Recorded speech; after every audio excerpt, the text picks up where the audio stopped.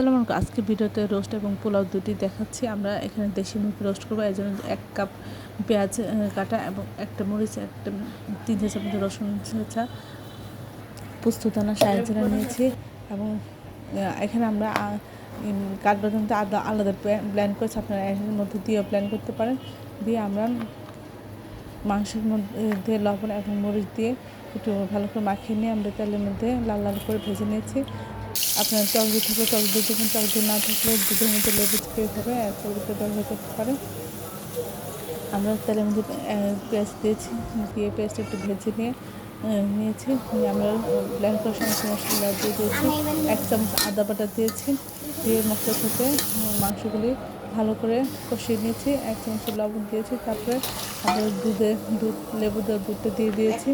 তারপরে এর মধ্যে জয়ফল গ্রেট করেছি। তারপরে যে রোস্টের যে মশলা সেটা আমরা দিয়ে আমরা পুরো রান্না কমপ্লিট করেছি। এটা অসম্ভব মজা হচ্ছিল। আপনারা বাসায় এইভাবে ট্রাই করতে পারেন, তাহলে বুঝতে পারবেন কতটা মজা হয়। আমরা এখন পোলাও রান্না দেখাবো।